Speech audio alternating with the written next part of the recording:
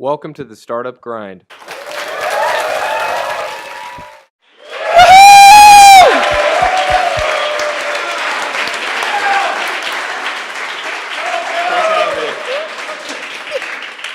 Hi, Bill. We're so happy to have you. That was awesome. That was awesome. I feel like I'm on The Price is Right. Well, I told him, I said, you should run down the middle aisle and give high fives, but I don't think we could do it again. No, I think we're okay. So, Bill is the co-founder, and CEO of WePay. WePay is a company that provides a mean and a mode of exchange of funds between person to person or peer to peer, as well as APIs that you can plug into your website that allows you to receive payments from your customers or to exchange payments between organizations. As we know, there are a lot of players in the space, namely PayPal. I've heard of those guys. Have you heard of those guys? Yeah. Yeah. So Bill's team is doing something really unique. And tonight we're going to learn exactly how WePay has done what so many others in the industry have failed at doing. And he's going to share some wisdoms with us on how we can all be successful as entrepreneurs. So I guess we'll dive right in. And I think if you'll start by telling us a bit about yourself, kind of like how you grew up, a bit about your family, and how did you get roped into this startup thing? Sure. Well, I guess first of all, thanks everyone for coming. It's awesome to be here. It was an amazing welcome, so I'm excited to chat a little bit. I grew up in New Jersey. Nobody's perfect, and family. Mother, father. We won't brother. hold it against you. Yeah, thank you. From a very young age, I was always interested in technology. My dad worked at IBM and was a programmer, and I think probably around 7 or 8, I started to kind of mess around with computers and built my first computer game. It was just a big sort of programmer from a very young age. I went to a high school called High Technology High School, which that was actually where the coolest kids from our hometown. We all went to High Technology High School. So you were the coolest of the coolest. Yeah, exactly. It had to be really popular to go to High Tech High. Got it. And so I went there, continued to sort of study engineering and technology, and went to Boston College to go to undergrad and study computer science. And in undergrad, I really got to do a bunch of different internships. And one of the coolest summers I spent was a summer trying to start a business with my freshman year roommate Rich. We tried to start a taxi advertising company together, and it failed miserably. But we had an awesome time, writing the business plan, hustling, trying to make it. And sort of from then on was really sort of interested in entrepreneurship. And then I graduated from undergrad and then went to the dark side and decided to be an investment banker. And so spent a year doing tech M&A advisory at a firm called Jefferies. And there I was working with a bunch of technology entrepreneurs who were selling their companies, who were going public. And it was sort of, I got to look at kind of the guys I was working for, and then I looked at our clients who were these amazing entrepreneurs doing these amazing things. And it really sort of struck me that our clients were, had a lot more fun. They were really passionate. They were working on some amazing things. They're obviously doing well financially as well. And so it kind of struck me that maybe that was the better path for me, kind of through life. Yeah, giving up the role as a Sith Lord, I guess. Yeah, exactly. And then it didn't help that it was 2007, 2008, which was not a great time to be an investment banker. And so left banking to start WePay. And so we'll have been doing this for 7 years in August. And so lucky number still 7. Lucky number 7. Yeah. That's awesome. So would you say that your parents were influential in you entering tech, or was it truly just a passion that you had even as a kid? I think parents definitely influential. I mean, my dad definitely introduced me to technology at a really young age. And I would say my mom was my mom is kind of like a bulldog. She's very pushy, and in a good way. And I think you sort of combine the technology influence from my dad and sort of my mom's personality, and I think that combination is sort of made me well cut out to be an entrepreneur. So I bet they didn't see you becoming an investment banker, did they? No, not really. Actually, yeah, they were kind of surprised, and I think in hindsight it was one of those things where in 2007 everyone was becoming an investment banker, and then in 2008 everyone was getting fired from investment banking, and so I got to kind of ride that wave as well. A short wave, but a very short but intense wave. Yeah. So being an investment banker and kind of having a bird's eye view, into the guys on the other side, the good side, not the dark side. Yeah. Having a bird's eye view there, were you inspired more by the creativity, or were you inspired more because you just hated investment banking? I think it was probably a little bit of both, to be honest. I don't know if anyone has worked in finance or in investment banking, but it's definitely a hard lifestyle. You work, I was probably working 100 to 120 hours a week, which is like almost mathematically impossible, but just barely possible. Like sleeping under our desks and like doing like crazy stuff like that. Sounds like a startup. Yeah, kind of. But instead of working on cool, awesome things with a chance to change the world, you're like doing paperwork, and maybe a little of Excel when things get really exciting. And so it wasn't like I was loving that by any means, but it was also, you sort of paired that with just our clients who were like building these just amazing businesses. One of our clients was like 26 years old, had built this 300-person company, was selling it for hundreds of millions of dollars, and it was just kind of struck me at like, and then I'd go back to my cube and like do some more paperwork, and I'm like, it was kind of this like weird juxtaposition about like what life could be versus what it was, and I think for me that sort of helped make the decision easier to take the plunge and leave. So anything from investment banking help you at WePay and startup? Yeah, I mean, I definitely learned a lot of skills, and I think investment banking is essentially like you're basically a professional deal maker. You're helping sell companies, you're helping raise capital, and those are, I think, really good skills to have as a CEO as well, or as a founder. I mean, as a founder, you're raising capital, you're recruiting employees, you're doing various deals, and so I think it was a good, 1 year intense boot camp in those types of things. It taught me to work really hard. I think, candidly, I probably worked harder then than I do now. And I think as an entrepreneur, you work pretty hard. Yeah. But it's just sort of the intensity of that profession is pretty extreme. So I think, definitely some valuable lessons learned. I don't regret doing it by any means. It's just it was a good, boot camp for what I wanted to eventually do. So how did you get from investment banking to Silicon Valley? Yeah, so I was working in Boston at the time. Anyone from Boston here? All right. And so we were living in the West End of Boston. I was commuting to work every day, and then really just kind of hit that point where we got our 1 year bonus, and I said, you know what, I'm just going to take this bonus. I'm just going to quit. I don't have anything else lined up, and I'm just going to sort of try to just subsist for a while and try different ideas. And so we had an idea for WePay. And the original idea was to make it easy for friends to collect money from friends for like ski trips and stuff like that. I was a big skier, and it's always a pain to like round money up from people and split the dinner check, and you got to lift tickets, and you got to collect the house and all that kind of stuff. So we wanted to make a software application to make that easy. And so the original idea was that. We launched it, a very early prototype in Boston. Didn't really get much traction.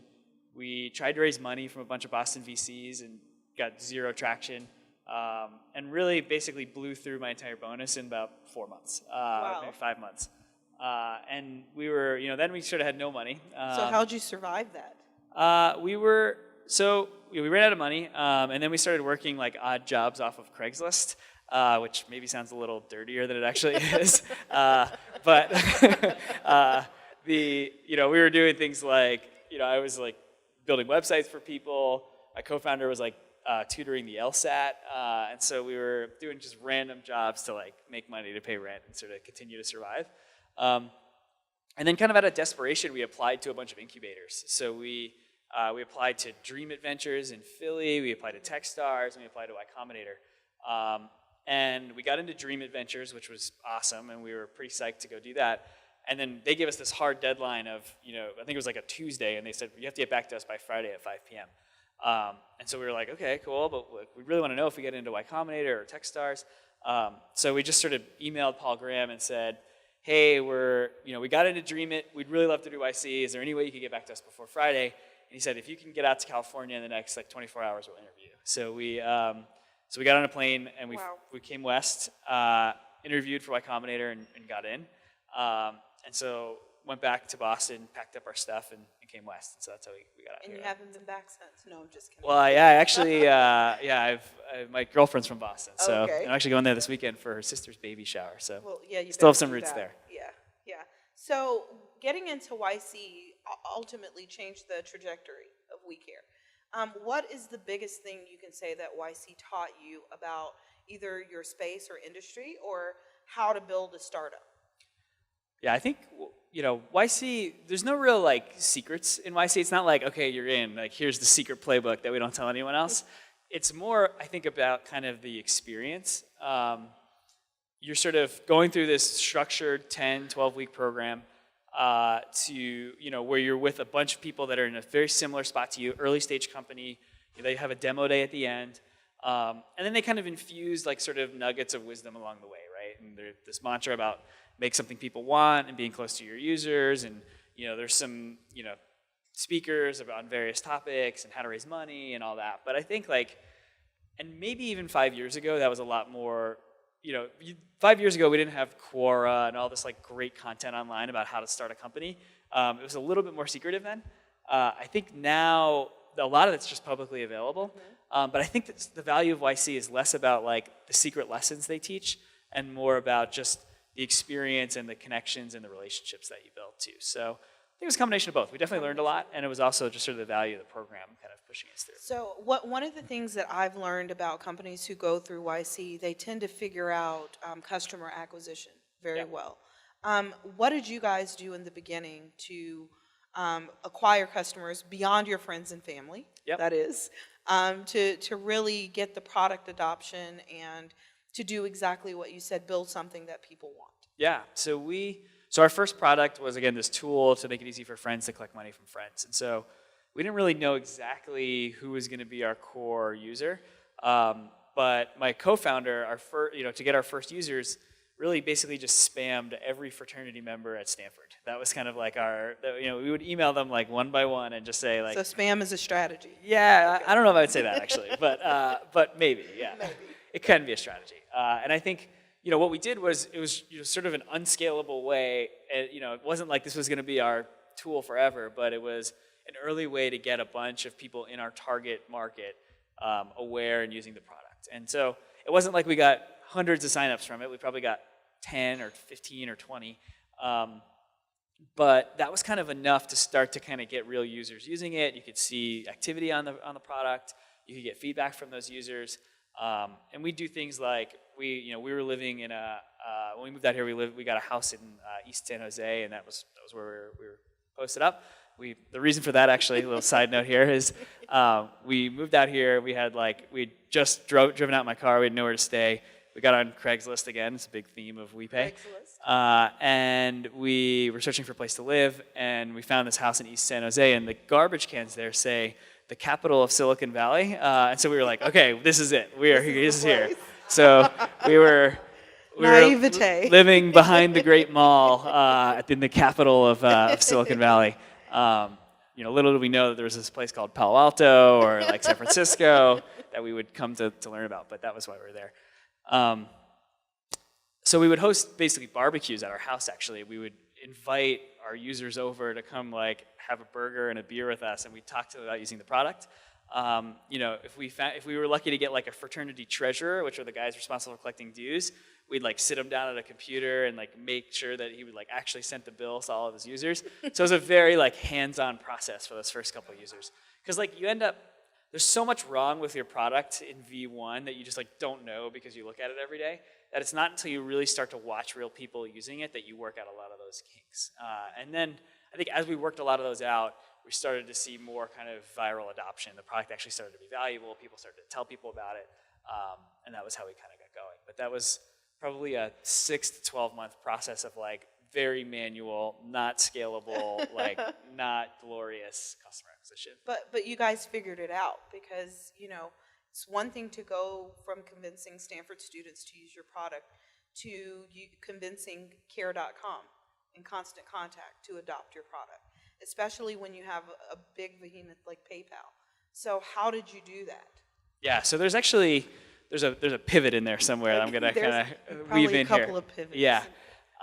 So the history of our company is we started doing this person-to-person payment application, but we found that, while we were 23, 24, 25, we figured everyone went on ski trips and split the dinner check, and that was just what everyone did, right? And then we realized like once you turn like 26 or 27 and you start making a little more money, one person just pays for the bill and then one person gets it next time. And like these group trips and that kind of use case starts to really fall off. And so we pretty quickly kind of saturated our market of like college organizations. We had a ton of college organizations using us, but we weren't really convinced that that was the long-term sort of market for the business. And so we started to kind of experiment with other things. We built some tools for small businesses. We built a mobile app. And really where we landed was we realized there was a really great use case for person-to-person payments that was actually a way better market, and that was online marketplaces. Online marketplaces are essentially person-to-person payments, but they're for a sale of goods or services. And so we realized, wow, like there's this amazing opportunity here to serve online marketplaces with this platform that we built. And so, this is 2 or 3 years of banging our heads against the wall that I'm kind of summarizing here, but really realized if we repurposed what we did for this to serve online marketplaces, there was a huge opportunity to grow the business. So we did that. We released a developer API, and then started to get some early marketplaces to use us, and that continued to grow. And eventually, we started to realize that there were some really big marketplaces out there too that also really struggled with payments and really struggled with preventing fraud, especially on their platform. Right. So as we kind of grew into that, that was how we started to kind of move up market into the Care.coms and Constant Contacts of the world.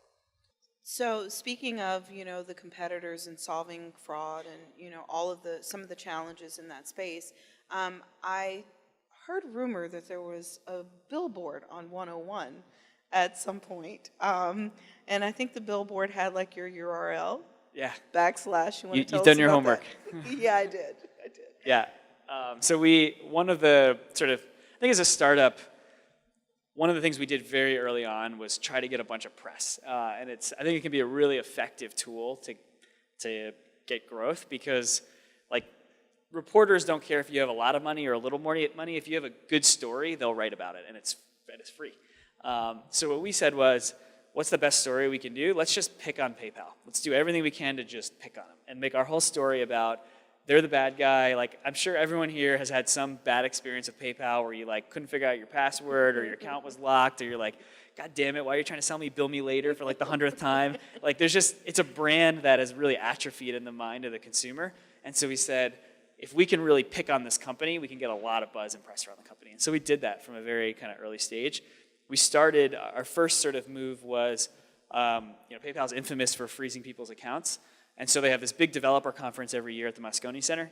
And so we got a 600-pound block of ice, and we fused it to another 600-pound block of ice, but we put a bunch of money in the middle of it first. And then we left it on the doorstep in front of the Moscone Center.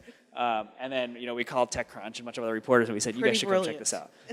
And so that was one way, for a couple $100, we got a tremendous amount of press around that. We followed that up a couple weeks later with a billboard on the 101 that we bought some remnant space for like $6,000 or $7,000, and it just said WePay.com/not PayPal, and it was again another tremendous amount of buzz that we got from that as well. And so any calls from PayPal?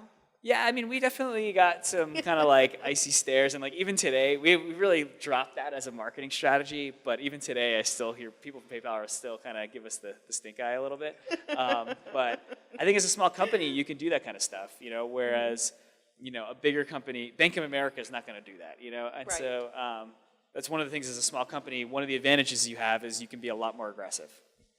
So how have you guys dealt with your competitors other than PayPal?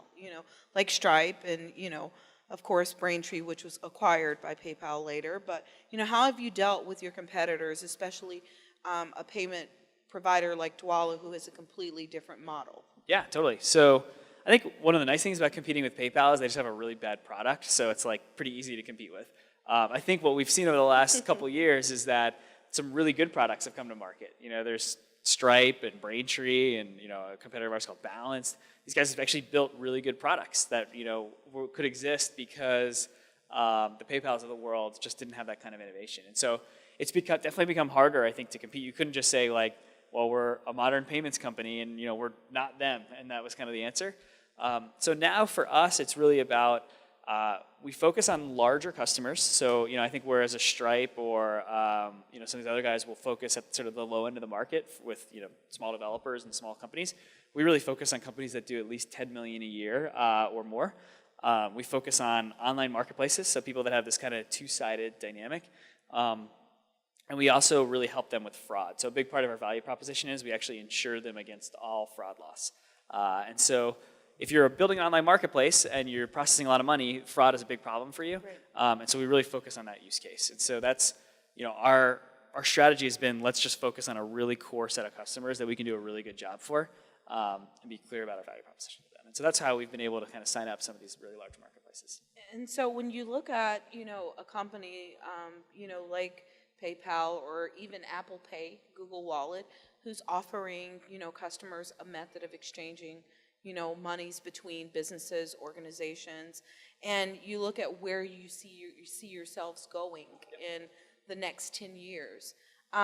Do you think fraud is the play in the payments industry, or is there another bigger hand to be played? Yeah, so one of my stats that I like to quote is that globally, online fraud is bigger than the drug trade. It's a huge amount of money. Like hundreds of billions of dollars a year are lost to fraud and cybercrime. And so if you're a large marketplace, you're typically losing between 0.5% and 1% of all the funds that go through your system. You just lose to fraud. So it's a huge expense for these guys. And so that's where we're able to kind of make our mark. A lot of these other newer technologies that are coming out, newer ways to pay, are all great, make it easier, more frictionless. But I think if you've been following Apple Pay, there's been a huge problem with fraud on that platform as well. And so we're long on fraud. We think it's going to continue to be a problem.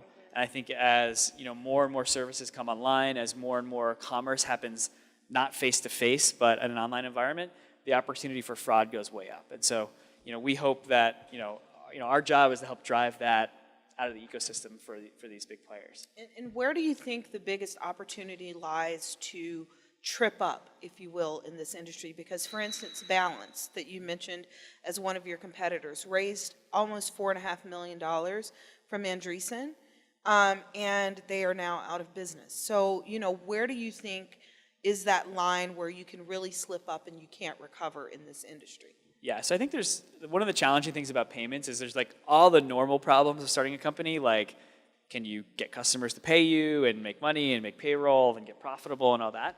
But then there's also these other like really big existential threats, like security. If you ever get your systems breached, you're out of business, right? There's regulation, and so if a regulator comes and says, hey, we don't like what you're doing, or we think you should be regulated in this way, and you can't or you don't have the right license, they can put you out of business, they can put you in prison. There's like a whole bunch of sort of really serious existential threats when it comes to payment companies.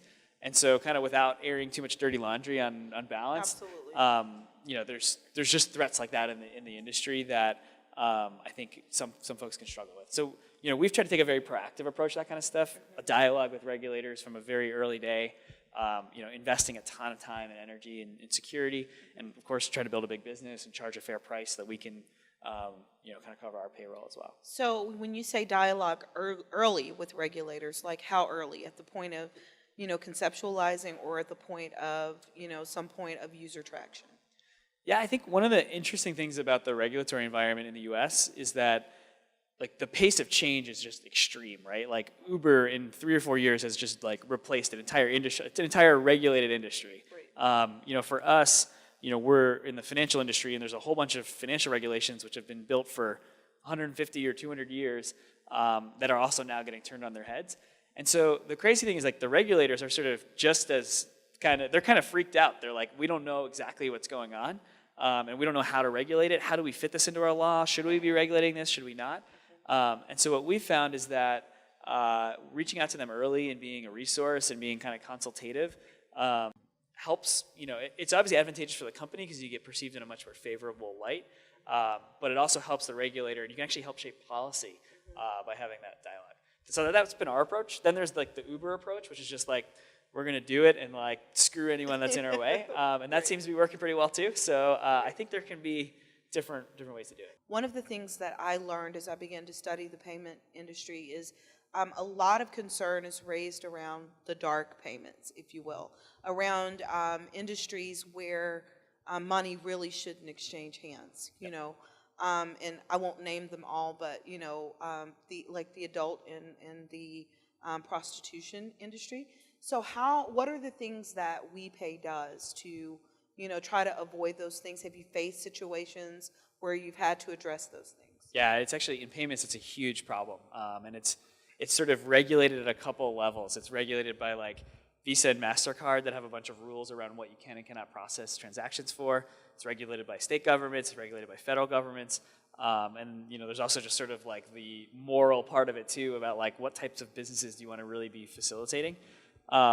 So a big part of, I said that our value proposition is about risk management, but a big part of it too is about kind of compliance and keeping stuff like this off platforms because it's not like if you're running a prostitution ring, you're not going to be like, I'm going to sign up for my merchant account, Prostitution Inc. You're going to say it's like, general services and massage or whatever it is. And so there's sort of a cat and mouse game between people that are trying to use the banking and financial system for illicit purposes. And a big part of what our fraud engine does is try to root that kind of stuff out. So we look at suspicious patterns. If you say you're running a general contracting business, but all your payments are Friday night at 2:00 in the morning, like there's something suspicious there, right? And so, those are the types of patterns that our technology helps screen for. And so we do it to protect ourselves. We also do it to protect our clients, right? We don't want the care.coms of the world to be used for those types of purposes. Right. So it's sort of it's an interesting industry. We've seen a lot of crazy stuff that's trying to come through. But so this fraud engine, is it something that is proprietary only to WePay? Do any of your other competitors, have a competing technology? Yeah, so we actually have it branded. We call it Veda. It's kind of our own proprietary fraud engine. We've got several patents on it. And really, it's the only fraud engine in the world that's focused on marketplace transactions. And so it looks at, the thing about a marketplace transaction is it's got a buyer and a seller, and if you're the marketplace, you have to look at both sides to figure out if it's a good transaction. Most fraud engines are built for retailers. So they're built to protect Zappos against a bad seller on their website, but there's no kind of third-party seller in that situation. So our fraud engine is the only one in the world that's really focused on those sort of two-party transactions. And at what point is this fraud engine running? Is it running at the time that I initiate a transaction, or at the moment that I make a payment?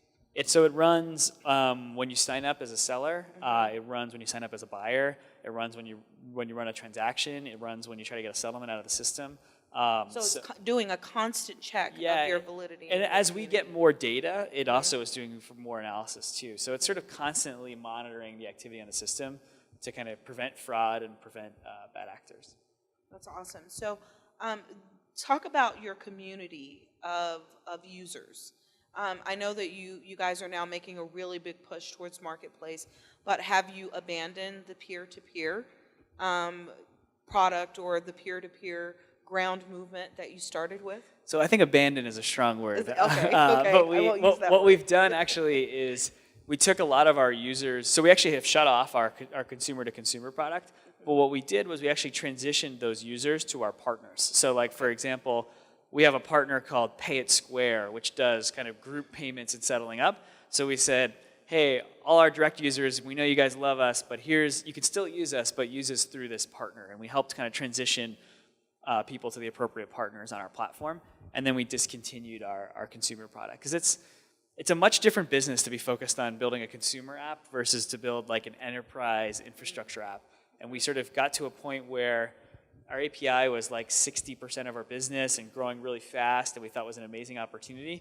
And our consumer business was kind of bumping along and not really growing as quickly. And as a startup, sometimes you have to make some tough choices about where to focus. And so we chose to focus there and transition our users to our partners. So, transitioning from a consumer phase to an enterprise product, would you say that doing consumer first was really the way for you to kind of figure out that MVP? Or do you feel that, you could have gone straight to an enterprise product? Yeah, I think we wasted a lot of time and money trying to build a consumer product. I think if I knew what I knew now, I think we would be probably 3 years further along if we hadn't done the consumer business first. So I think I don't think you need to build a consumer business first if you really are an enterprise product. I think there's some great consumer businesses that can be built, but I think I don't think there's a reason to kind of choose one over the other. I think if you know where you want to land, I would just sort of go for that first. Aim for that first. That makes sense. So the niche that you guys are working in the payment space is different from, say, PayPal. How? Yeah, so I mean, PayPal has a lot of different businesses in a lot of different categories, and but really does not focus on helping marketplaces do transactions, which is kind of ironic because they were owned by eBay for a long time, right? Which is a huge marketplace, and so they got their start doing eBay payments and doing marketplace payments, but have since really branched out and focused on a bunch of other areas. And if you look at kind of the most exciting new modern marketplaces like the Ubers or the Airbnbs or the Care.coms of the world, none of them are really using PayPal as their primary payment method. The user experience is poor, the risk management isn't there, and so they end up building their own payment systems or they use someone like us. So in the payment space, what keeps you up at night? What is like the worst nightmare scenario to happen in the payment industry? Not necessarily at WePay, but in the payment industry. Is it regulation? Is it is regulation a bigger fear than the pivot and movement of a new product, or is it some new entrant into the market? Yeah, I mean, I think there's definitely like those existential fears I was talking about, like security and regulation. Right. I think people talk a lot about like, there's all these big companies in payments, right? There's like Visa and MasterCard and Apple and like, I think what people really fail to, and a lot of them have like big monopolies and big footprints, but I think what a lot of people fail to realize is just how hard it is to change like consumer behavior in payments, and like there's probably been 20 mobile wallets launched in the last like 2 years, and yet everyone still pays with like their credit card in their pocket, and so I think the payment industry, there's both a lot going on and yet not that much going on kind of at the same time. So I guess I don't get too afraid of someone launching some product that's just going to totally change the industry. I think it's a very slow industry to change, but it's a big one with a lot of opportunity. Right. So if you had an entrepreneur who said, I really want to enter this space and I really want to be competitive, what would be some of the biggest pointers that you would give them that you've learned along the way, like maybe a big to do and a big not to do? Yeah, I mean, I think the advice I would give would be similar to someone starting a business in almost any category, and it would be sort of like have your big, long-term, ambitious vision that you're working towards, but start really, really small and focused on a small problem and a subset of users and build into that over time. Like we're, at our size, we have, close to 100 employees and we have raised $35 million. We're still really focused on like marketplaces with more than 10 million based in the US. Like we try to really stay focused because what I see is a lot of companies try to boil the ocean to start, right? And that I think as a startup you have like, you don't have very many resources. You have 1, 2, 3 people, a little bit of money. Like if you're trying to compete in a lot of different markets at the same time, you'll be really mediocre at a lot of things and not really good at any one thing. And I think if you look at the really successful companies, they do one thing really, really well, and then they expand, right? Like Google is still a search company. They have some other products, but 10 years later they started working on it. And I guess my advice would be to really focus on a small subset of users, make them super happy before you start doing the next thing. I saw a talk that you gave in Boston, and you laid out 3 really important things that I myself even wish I knew 5 years ago. That you said that startups should focus on staying cheap, and that you should always focus your product around building great relationships, and then ultimately every entrepreneur must learn to sell. Will you kind of elaborate especially on the stay cheap philosophy? Yeah, definitely. I think so. Like when I was a banker, all the folks in my analyst class, like they all got their bonus and they bought 3 Series. So that was like the entry level luxury sedan of choice for like first year investment bankers. And I just kept that money to be able to start a company. And I think it's kind of a metaphor for like the trappings of a lifestyle. I think being an entrepreneur it's hard and you got to stay alive sometimes, and there's not a lot of money, and you have to kind of just keep going when times are tough. And if you have the trappings of a pretty extravagant lifestyle, it can prevent you from being able to take the risk that you need in order to succeed. If I had bought that 3 Series, I wouldn't be an entrepreneur. I would probably be a slightly more senior investment banker. And so I think that and I think carrying that into your company too and staying lean, I think is important. It also forces people to focus on the things that are really important. You'll see startups, they raise a $2 million seed or a Series A, and they'll spend hundreds of thousands of dollars on like a sweet office with their like polished concrete floors and all that. And it's like, that's cool. Like, it makes you feel like you're running a cool startup, but you're not necessarily running a cool startup. And so I think sort of keeping that culture of leanness and focus on the things that are really important without the kind of distractions of things that can feel important but aren't. I think I think that was the point I was trying to get across. So eating ramen is a good thing. Yeah. Although actually a buddy of mine ate ramen for all of Y Combinator and got scurvy. So Are you serious? Wow. Don't eat some vegetables too every now and then. Okay, we're not promoting here eating ramen. Okay. And, like, your gums start bleeding when you get scurvy. It's really nasty. Oh my gosh. Okay, again, we're not promoting the consumption of ramen. So talk about building great relationships. You gave a talk about being at Boston College. Tell them the really great thing you did when you were in college. You were a mascot. Oh yeah, okay. So one of my work study job in undergrad was I was the mascot at BC, which was actually a lot of fun. And it was like through that I got to meet a guy who's actually now on my board of directors. His name's Peter Bell, who's a big BC sports fan. And so just through being the mascot, I got to know him. And now he's a general partner at Highland and led our Series A.